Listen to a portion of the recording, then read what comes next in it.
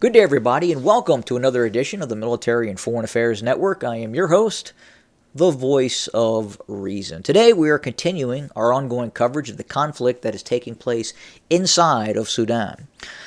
Now, obviously, if you're following what is happening, you have the Sudanese army, the Sudanese armed forces, versus what was at one point a component of the armed forces of Sudan, and that is the Rapid Response Forces, more or less a paramilitary organization that was a construct of the Sudanese intelligence services that have rapidly expanded into an army in its own right of anywhere between 20 to 40,000 plus personnel, where the Sudanese army is about 100,000 Sudanese Army, Air Force, and elements of its naval forces as well. Now, it looks like that the Rapid Response Forces were the first ones to really kind of organize and go after elements of the Sudanese Army. Right off the get-go, it looks like the Rapid Response Forces attempted to target a variety of sites in Sudan. They went after the Republican Palace, again looking to capture and or kill key leadership figures of the Sudanese army. At the same time, we believe they also went after, meaning the Rapid Response Forces, went after, again, targets such as the Ministry of Defense. We have seen video footage that indicates the Rapid Response Forces are in control of the Republican Palace. Now, we can't confirm that, but right now it does appear that at least they have made some gains in seizing control of the Republican Palace. Now, where I believe the Rapid Response Forces have made a major mistake that is probably going to end in their defeat is the fact that they went after this airbase in the north. And I'll pull it up here. It is the Merowe Air Base. Now, at this airbase, we know that there were Egyptian forces. We believe up to 3 Egyptian MiG-29 multi-role aircraft were at this base.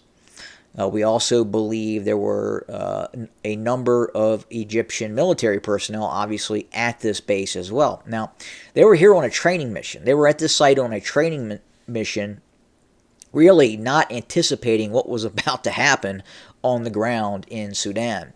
And the Rapid Response Forces, again, those opposed to the Sudanese military, were able to capture these Egyptian aircraft and a number of Egyptian military personnel.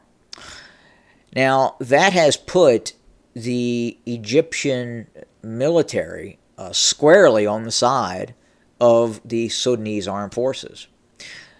We believe at this point it's highly likely that elements of the Egyptian armed forces are now participating in this conflict. While it hasn't been officially announced, we believe that the Egyptians will be using drones and quite possibly Rafale multi-role fighter bombers that have advanced targeting optics such as the Damocles targeting pod and a number of precision-guided strike systems, munitions that have been sold to the Egyptians, that undoubtedly the Egyptians would use in this conflict.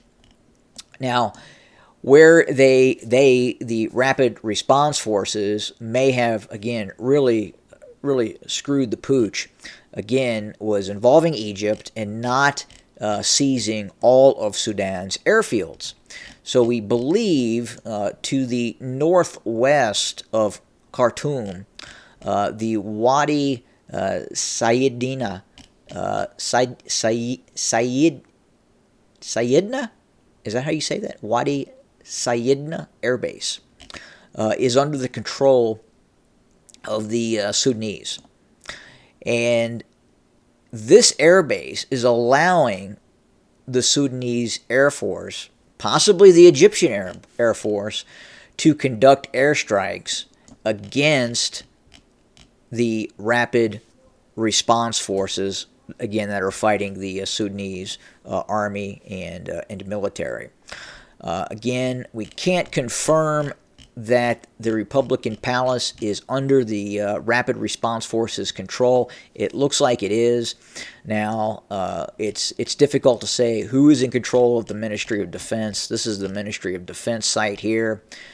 This is the Ministry of Defense headquarters. Just to the northeast, you have the Air Force Command, and you have the Naval Command as well. Now, it's not so much important that these institutions or these headquarters remain under the control of the Sudanese armed forces. Ultimately, again, these are structures, are buildings that are essentially in downtown Khartoum that are not necessary for continued operations of the Sudanese military. The Sudanese military is in control of most of its actual army bases. And from those army bases, the Sudanese military is now moving out and going after these rapid response forces that have essentially seized control of parts of the capital and have their own de facto army bases as well. But we're continuing to watch this, again, very, very closely. Again, we think that the rapid response forces really made a strategic error by going after and capturing those Egyptian military personnel and those aircraft. Undoubtedly, the Egyptian armed forces are going to be fully supporting the Sudanese military, Sudanese army, and it's going to be incredibly difficult for these rapid response forces, again, this 40,000 personnel paramilitary organization, to not just stand up to the firepower of the Sudanese army, but the firepower of the Egyptian military as well. And again, that's kind of where the situation stands at the moment. There appears to be a multi-hour ceasefire that could have been instituted. Difficult to say at this point. We still have reports of heavy fighting going on throughout the country. And at this point, it looks like it's do or die for both sides, meaning all sides have laid down their cards, and each side is looking to exterminate the other side. Now, I think the rapid response forces may have broken off more than they can chew, and the probability that they will be militarily defeated is rather high at this point.